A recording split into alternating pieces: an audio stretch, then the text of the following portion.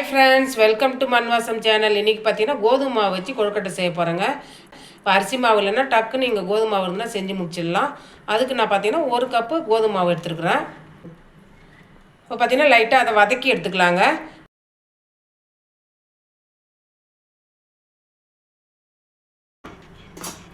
இந்த மாதிரி வதக்கிட்டு செய்யும்போது அந்த குழகுழப்பு இருக்காதுங்க. அதனால் நீங்கள் வதக்கிட்டு செய்யுங்க.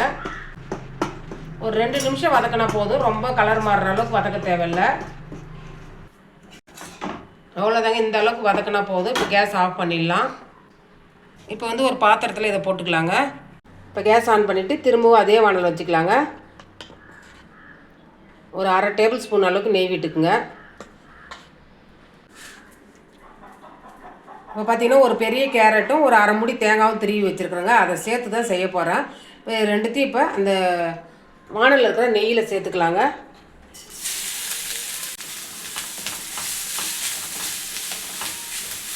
தேங்காய் மட்டும் சேர்க்கணுன்னா சேர்த்துக்குங்க. கேரட் என்னும்போது குழந்தைங்களுக்கு கொடுக்கும்போது ஹெல்த்தியாக இருக்கும். அதனால தான் நான் கேரட் சேர்க்குறேன்.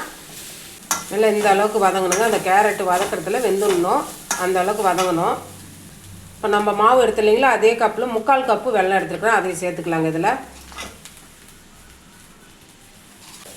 தண்ணி எதுவும் சேர்க்க தேவையில்லை. இப்போ நம்ம வதக்கும் போதே அந்த வெல்லம் வந்து உருகிடும். இதுவும் கூட ஒரு 4 ஏலக்காவை பொடி பண்ணி சேர்த்துக்கலாங்க. அதையும் சேர்த்துட்டு நல்லா அந்த பாவு வந்து கெட்டியாக ஆகிற அளவுக்கு நம்ம கிளறி விட்டுக்கலாம். நம்ம வதக்கிறதுலேயே அந்த கேரட்லாம் நல்லா வெந்துடுங்க.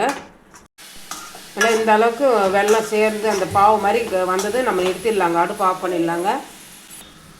அவ்வளோதாங்க, இது அப்படியே ஆறட்டும். நம்ம அதுக்குள்ளே மேல் மாவு ரெடி பண்ணிடலாம். இப்போ மேல் மாவுக்கு தேவையான உப்பு சேர்த்துக்கலாங்க. 1 டீஸ்பூன் அளவுக்கு நெய் விட்டுக்கலாம். இப்போ இந்த நெய்யும் உப்பும் நல்லா ஃபஸ்ட்டு கலந்து விட்டுருங்க.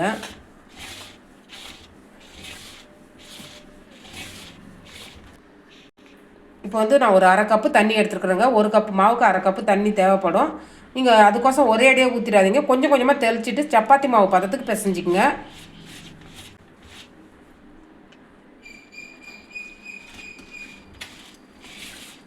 இந்த மாதிரி கொஞ்சம் கொஞ்சமாக பிசைஞ்சு விட்டுட்டு அதுக்கப்புறம் தண்ணி சேருங்க. இப்போ நம்ம வறுத்ததுனால மாவு பார்த்தீங்கன்னா உங்களுக்கு அந்த குழப்பே இல்லை பாருங்கள், அழகாக இருக்குது மாவு. இந்த மாதிரி கொஞ்சம் பிசைஞ்சு விடுங்க. கொஞ்சம் சாஃப்டாக இருக்கும் உங்களுக்கு கொழுக்கட்டை. பாருங்கள் மாவு பாருங்கள், இந்த அளவுக்கு சப்பாத்தி மாவு பதத்துக்கு இருக்கணும். ரொம்ப டைட்டாகவும் இருக்கக்கூடாது, ரொம்ப தளர்வாகவும் இருக்கக்கூடாது. இந்த அளவுக்கு இருக்கணும். இப்போ வந்து பார்த்திங்கன்னா கொஞ்சமாக ஒரு சின்ன உருண்டை எடுத்துக்கலாம். கையில் கொஞ்சம் ஈரம் பண்ணிக்கோங்க. எண்ணெய் அல்லது தண்ணி தொட்டுட்டு நம்ம செஞ்சுக்கலாங்க. நம்ம எப்படி தீனி வச்சு கொழுக்கட்டை செய்வோமோ அதே மாதிரி தான். நீங்கள் கையில் வந்து எண்ணெய் தடவிட்டிங்கன்னா இல்லை தண்ணி தடவிட்டிங்கன்னா உங்களுக்கு அந்த ஒட்டாமல் அழகாக கிண்ண மாதிரி வந்துடும். இந்த பூரணத்தை கொஞ்சமாக ஒரு உருண்டையை எடுத்துட்டு இது உள்ளார வச்சுக்கலாங்க.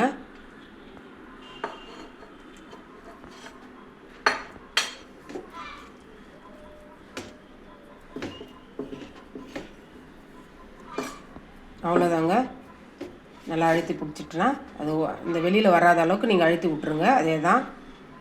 இப்போ இட்லி பாத்திரம் எடுத்துக்கோங்க. அது மேலே ஒரு சின்னதாக துணியை போட்டுக்குங்க.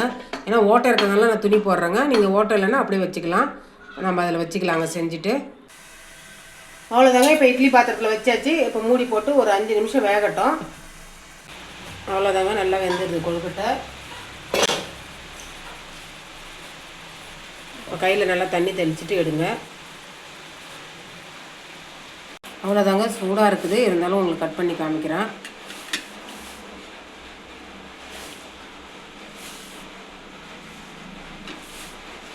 கொழுக்கட்டை நல்லா சாஃப்டாக இருக்குது பாருங்கள். இது வந்து பார்த்திங்கன்னா கோதுமை மாவில் செஞ்சதுன்னே சொல்ல மாட்டாங்க. டேஸ்ட்டும் நல்லா சூப்பராக இருக்கும். அவ்வளோதாங்க, இந்த ரெசிபி பிடிச்சிருந்ததுன்னா மண்வாசம் சேனலை லைக் பண்ணுங்கள், ஷேர் பண்ணுங்கள், கமெண்ட் பண்ணுங்கள், சப்ஸ்கிரைப் பண்ணுங்கள்.